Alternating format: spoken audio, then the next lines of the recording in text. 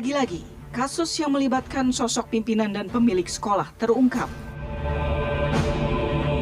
Muhammad Syakur, selain sebagai pimpinan sekaligus pemilik, dirinya juga sebagai oknum guru di Kecamatan Buai Pemaca, Ogan Komering Ulu Selatan, yang diduga melakukan pemerkosaan terhadap siswinya yang berinisial S. Tanpa perlawanan, pelaku berhasil diringkus aparat kepolisian. Peristiwa pemerkosaan tersebut terjadi pada bulan April 2021 lalu. Korban yang sedang berada di salah satu kamar di sekolah tersebut didatangi pelaku dan langsung memperkosa korban. Setelah melakukan aksi bejatnya, pelaku mengancam korban untuk tidak memberitahu siapapun. Kasus pemerkosaan ini terungkap setelah masyarakat yang curiga adanya salah satu siswi di sekolah tersebut yang hamil dan melahirkan pada 21 Desember 2021 lalu. Dari sinilah pihak kepolisian berhasil mengungkap kasus ini dan masih mendalami kemungkinan adanya korban lain.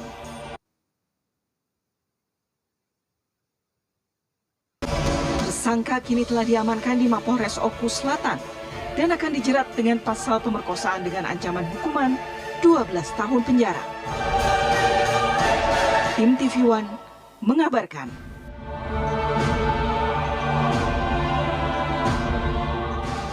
Pagi juga untuk para pemirsa. Jadi dapat dijelaskan bahwa perjalanan kasus ataupun perkara pemerkosaan di wilayah hukum Kabupaten Oku Selatan saat ini juga sudah berhasil kami dudukkan dengan baik. Semuanya sudah kita dapatkan keterangan yang bersesuaian dan terhadap data juga sudah kita lakukan.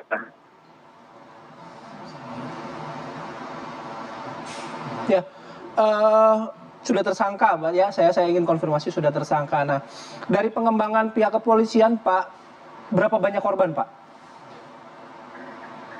Untuk saat ini betul masih satu, Mas, karena memang kondisi pesantren saat ini dalam kondisi libur, para santriwati dan santrinya sedang kembali ke kediamannya masing-masing. Oke. Nah, kita mau konfirmasi juga, Pak. Sebetulnya oknum guru ini, pelaku ini merupakan residivis kasus pencabulan anak sebelumnya, Pak. Sudah pernah terjerat juga kasus yang serupa seperti ini, Pak? Jadi dari informasi yang kita dapatkan, baik dari masyarakat maupun dari jajaran Reskrim Polres Oku Selatan, kebetulan saat itu kami bertemu di sini, namun data baik di Polres maupun di LP Muara II, Kabupaten Oku Selatan, bahwa yang bersangkutan memang pernah menjalani hukuman. Vonisnya 3,5 tahun, kemudian menjalani 1 tahun 8 bulan pada tahun 2006. Oke, sudah divonis berarti sebelumnya dengan kasus yang sama berarti, Pak, ya? Betul, Mas. Oke. Nah, dari pengembangan penyidikan pihak kepolisian, si pelaku ini, Pak, apakah juga menyertakan ancaman intimidasi terhadap korban atau bagaimana, Pak, modusnya, Pak? Dapat kami jelaskan bahwa pada saat kejadian sekira bulan April 2021, malam hari di mana si korban SN ini memang yang bersangkutan tidak kembali ke rumahnya. Pesantren, kondisi libur, kondisi perkuliahan yang bersangkutan juga daring. Namun yang bersangkutan tidak pulang karena jarak ke rumah dengan ponpes berjarak 1 jam sampai 1,5 jam.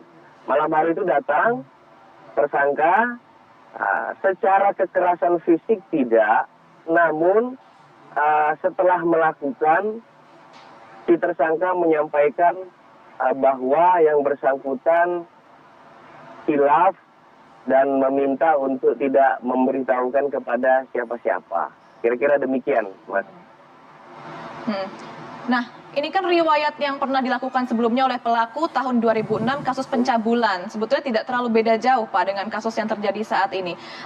Sebetulnya modus tadi kan sudah disampaikan oleh Pak Polisi. Nah, tapi untuk lokasinya sendiri apakah sama-sama dulu dan juga yang terakhir ini sama-sama di pesantren ini atau beda tempat Pak sebetulnya Pak Kapolres? Baik, Mbak, dari informasi yang kita dapatkan dan dari data, memang kondisinya yang tahun 2006 di lokasi yang sama, di Ponpes DA, di wilayah Kecamatan Puai Pemat Selatan. Oke, baik.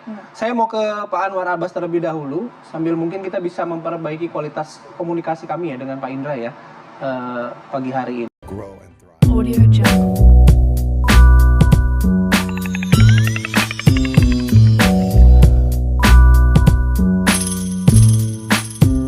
Audio Jungle.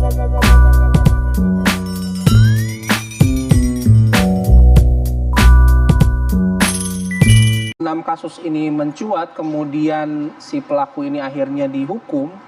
Bagaimana sebenarnya status dari Ponpes ini gitu? Sepengetahuan saya di kasus ini izin operasionalnya akhirnya dihentikan gitu. Nah pada saat itu bagaimana kondisinya? Apakah masih tetap berjalan? Kami jelaskan, Mas, untuk kondisi tahun 2006 pada saat tersangka ini menjalani hukuman, kondisi Ponpes memang kondisi vakum. Nah, kemudian yang bersangkutan keluar, aktivitas kembali dari informasi yang kita dapatkan baik dari beberapa lintas sektoral, dari Kementerian Agama Kabupaten Oku Selatan, kemudian dari camat, dari kepala desa, dan juga kami dapatkan informasi tersebut dari Bapak Kepala Daerah Oku Selatan. Oke. Ini jerat hukumnya tadi sudah sempat disampaikan atau belum ya? Sepertinya belum ya, karena tentu mungkin harusnya lebih tinggi karena ini kan residivis begitu. Ini jerat hukumnya gimana Pak Kapolres? Baik, Mbak, kami jelaskan bahwa tadinya kami sangat sependapat dengan apa yang disampaikan oleh Bapak Anwar Abbas bahwa perbuatan terkutuk ini harus dihukum seberat-beratnya. Dari data awal yang kami dapatkan pada hari Senin 27 Desember, masyarakat menanyakan, kemudian kita langsung bergerak cepat, kita langsung ringkus pelaku, dan kita langsung ambil identitas dari korban.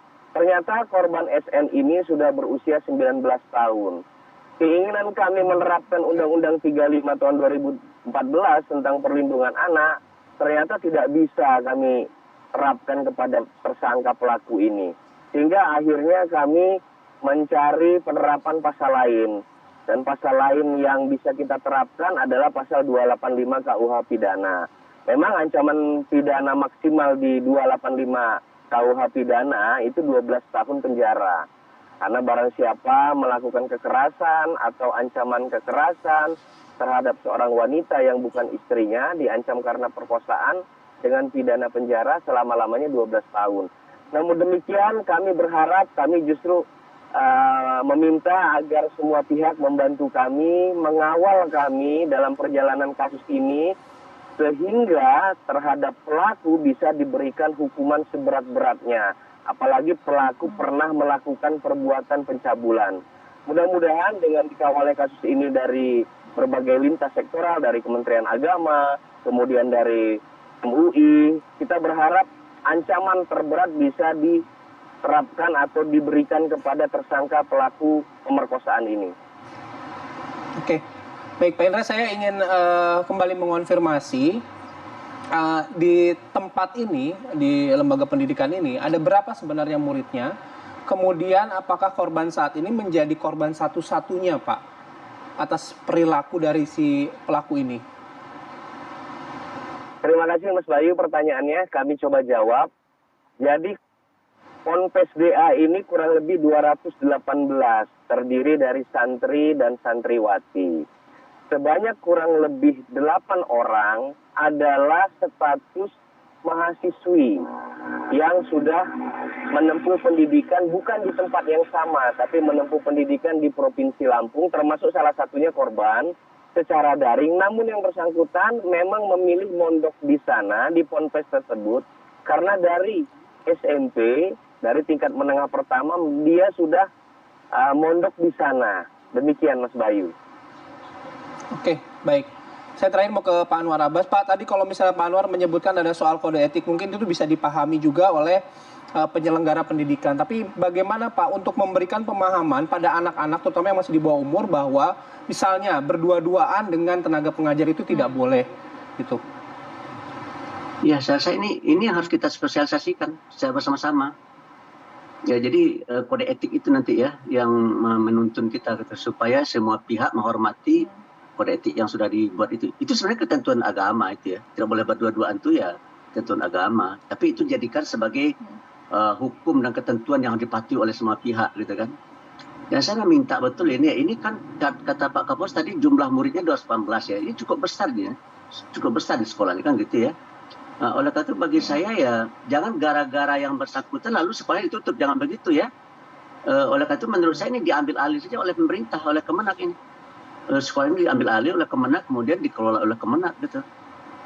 Sehingga dengan demikian ya yang sekolah itu bisa dipulihkan lagi. Ini kan perilaku satu orang ini ya membuat tercemar nama sekolah yang ada kan gitu ya.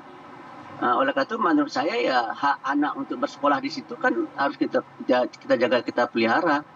Oleh karena itu bagi saya untuk terjaga dan terpeliharanya hak anak ya dan hak orang tua untuk menyekolahkan anak di sana ya sekolah ini dinyatakan saja oleh oleh pemerintah dalam hal ini Kementerian Agama di bawah pengelolaan Kementerian Agama gitu. Sehingga dengan demikian teaching learning proses akan tidak bisa berjalan dengan baik, sementara proses kriminal yang dilakukan oleh guru ini ya atau kepala sekolah ini ya tetap berlanjut ya, dan kita menyerahkan persoalan ini kepada pengadilan ya karena tentu saja hakim akan memutuskan sesuai dengan peraturan yang ada. Saya itu demikian, terima kasih. Ya. Oke, Oke, artinya tadi mungkin ya solusi jangka panjang yang bisa ditawarkan tadi untuk pembenahan sistem dan juga penyerahan kepada Kementerian Agama dan juga tadi kode etik yang bisa diikuti dan juga edukasi sebetulnya untuk para peserta didik santriwati dalam kasus ini. Baik, Pak Anwar Abbas terima kasih, Pak Indra juga terima kasih sudah bergabung bersama kami pagi hari ini. Selamat beraktivitas kembali. Assalamualaikum warahmatullahi wabarakatuh. Waalaikumsalam warahmatullahi wabarakatuh. Baik. Oke, kita tinggalkan isu Audio Jungle.